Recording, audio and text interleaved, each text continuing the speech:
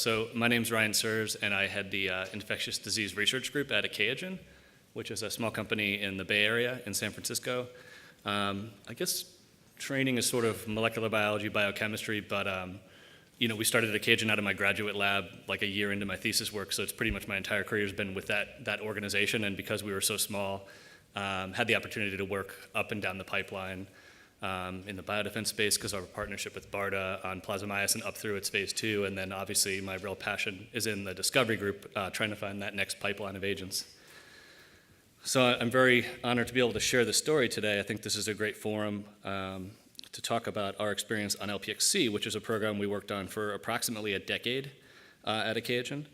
And to get to the good stuff quickly, I'm going to take some liberties with background, and then feel free. I'm very fortunate to come after the medicinal chemistry section, because almost everything I'll talk about is rooted in the structures of what we tried to do and what happened.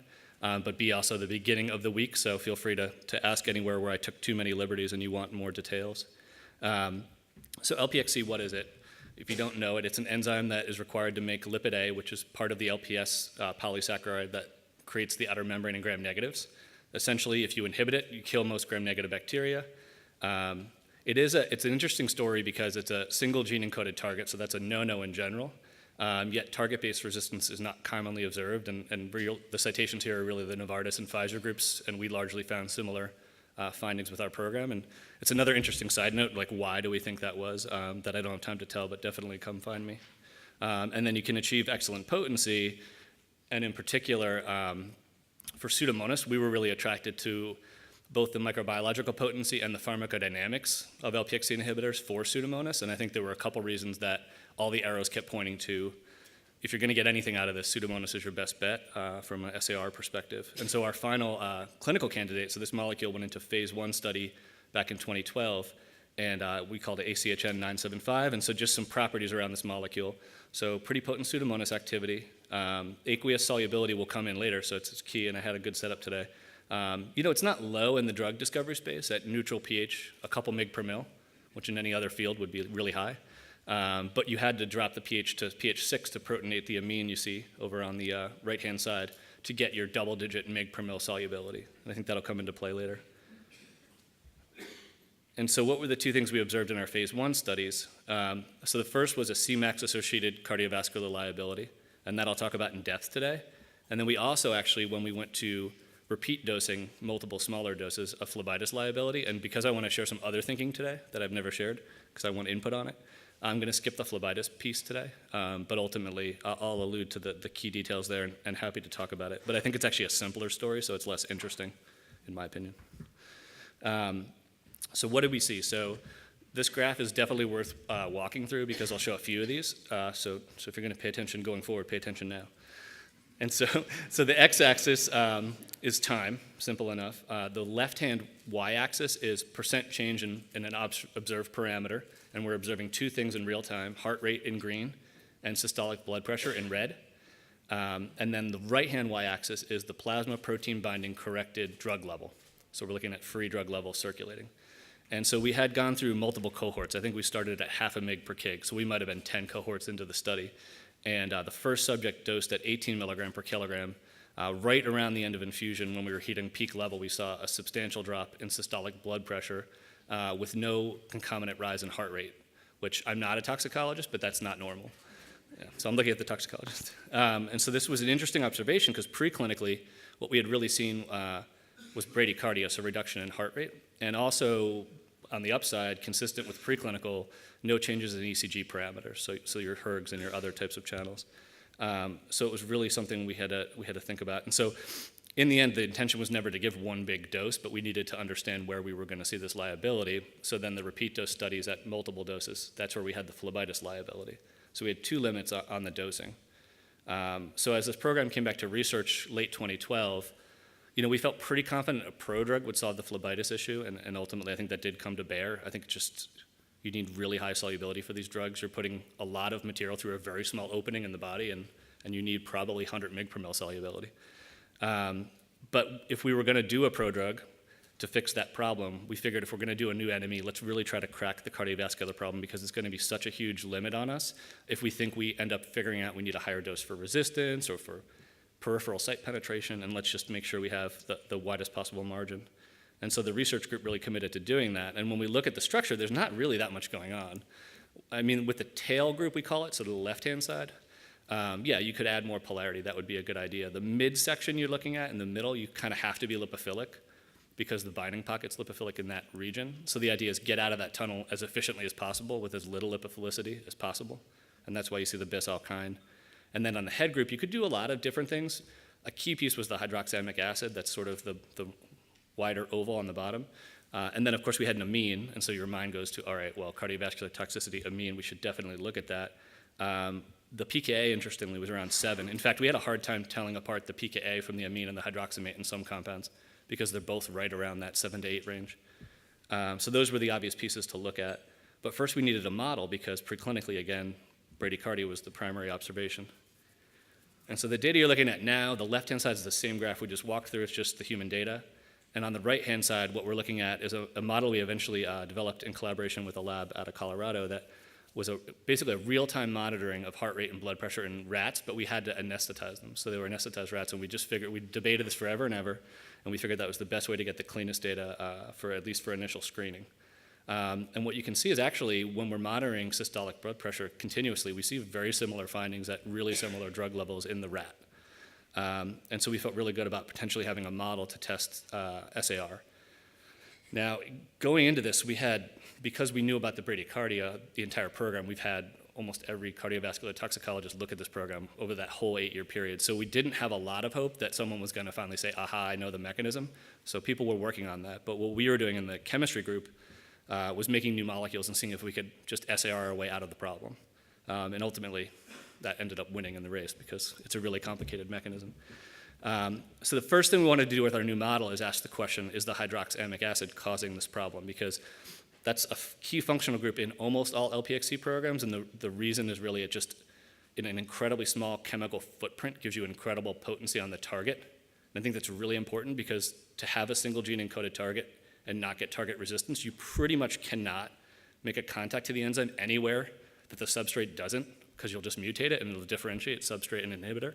And I think the one reason why maybe this was possible was because that group does that. You basically lay exactly where the substrate lays, but you have more affinity than substrate, predominantly because of this group. And so if this group was causing the toxicity, our program, for sure, we were just done. So the first thing we did was look at that, and of course, the X is basically OH for hydroxamate, H for amide, and you can see the toxicity is the same, or if not even worse, without the hydroxamate. So it doesn't exonerate that group, in my opinion, but it certainly shows it wasn't explaining everything in our model.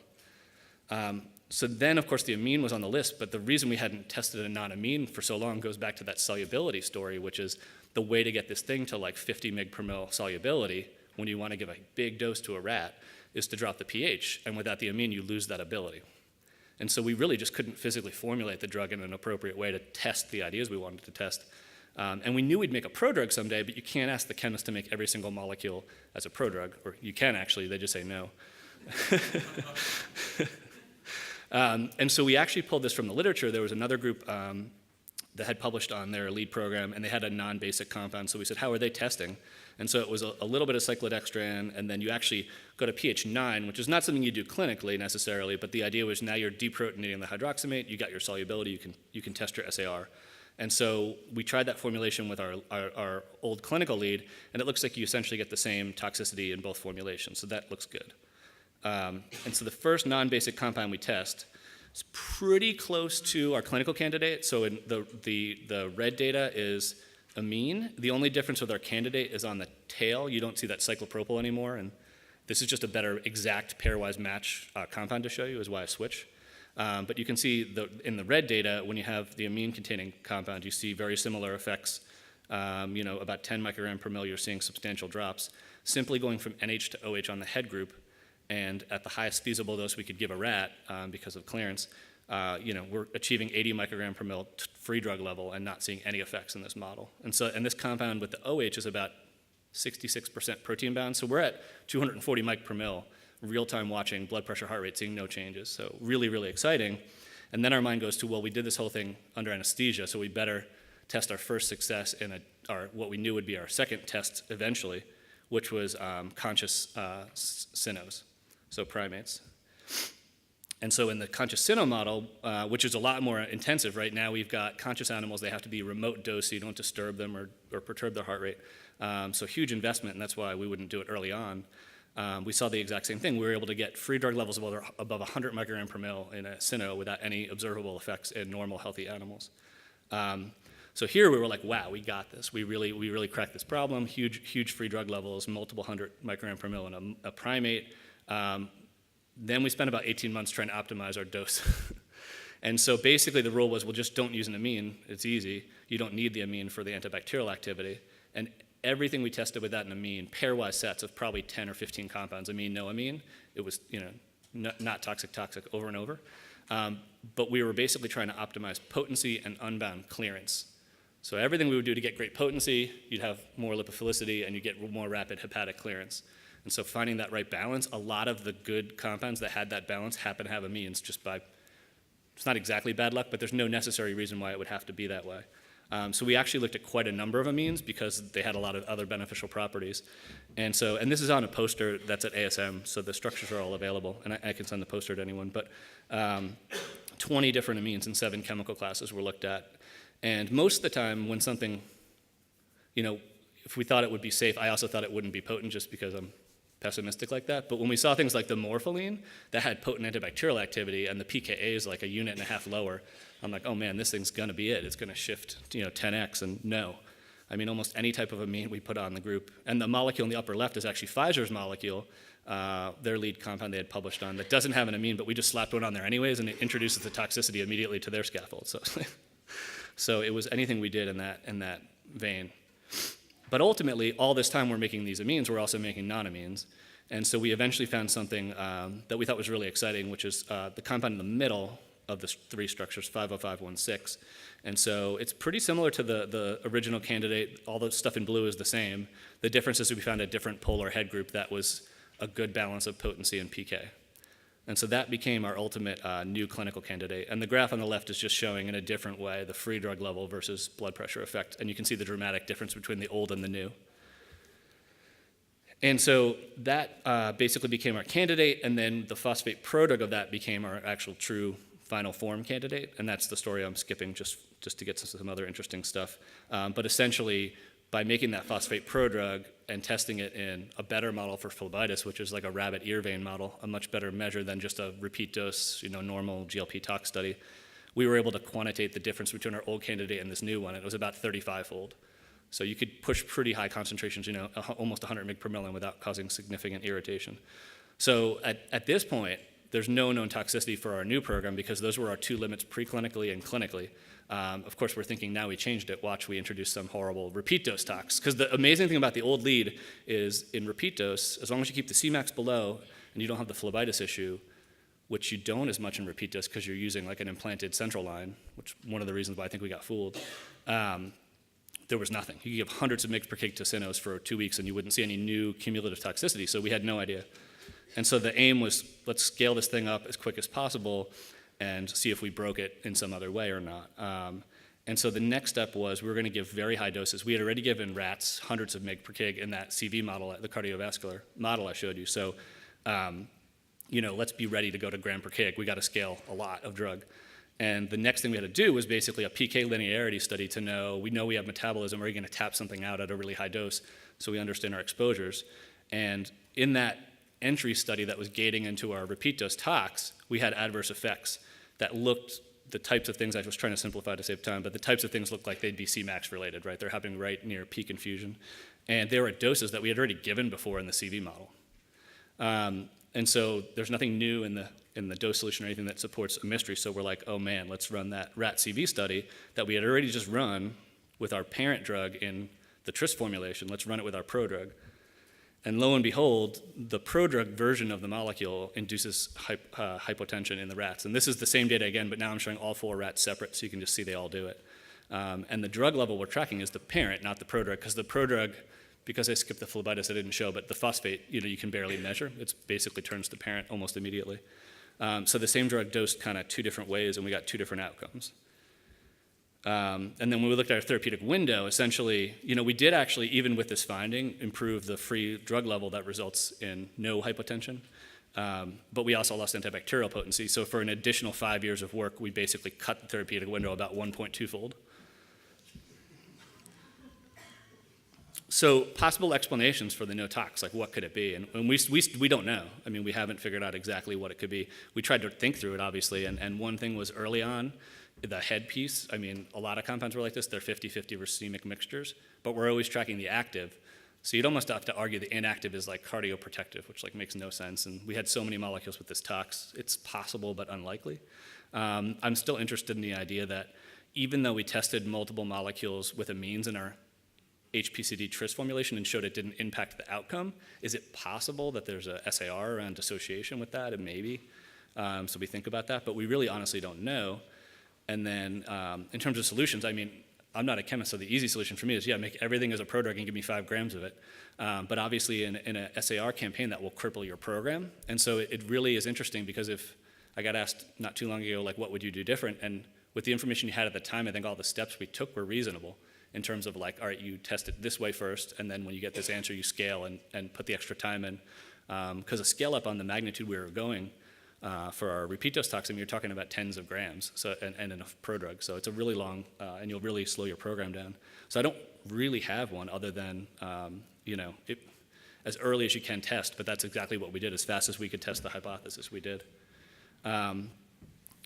So these are the two things I sort of ended with not too long ago, and I wanted to share more thinking because I got a lot of questions. I didn't really provide any data. I probably still won't provide data, but I'll share some more thinking, which is, obviously, I think this is obvious, and the MedChem section did a great job. Increased polarity is better for tolerability if you can get away with it. I mean, every program I work on, I'm like, where else can we stick polarity as much as we can, right? And so the thing with LPXC that people don't work on it, they're like, oh, it's a lipid binding enzyme, it's going to be like horrible properties and all these things, but in reality, actually, you could make compounds with like 20% plasma protein binding and almost glomerular filtration clearance. You just couldn't get through the intermembrane anymore. And so I think really one of the challenges was it wasn't the target per se, it was actually the fact that when we made really polar molecules that had great properties, we couldn't get to the target anymore. And so that's really my worry, is that this project was hamstrung by that rather than the target, the compartment, and that affects a lot of things we're doing at Acagian. And by the way, it's not unanimous thinking back home. In fact, I get criticized on this all the time when I throw it forward. So I look forward to your criticism. I doubt it'll be nearly as harsh as my team. So that's where I ended. So let me just share a little bit more thinking. So here's the hypothesis. So if your inhibitor needs to cross the inner membrane by classic diffusion, so not transport, it'll enter mammalian cells because our membranes are very similar. And if it enters mammalian cells, it's very likely to be toxic. So let's go through the evidence base. First is thinking about like membrane permeable antibiotics. When and where are they toxic, right? And so I went to anti-pseudomonal just to simplify. But basically polymyxins, right, and aminoglycosides, betalactams, they're all way too polar to get into cells. They don't belong crossing lipid bilayers at all. So where do they cause toxicity?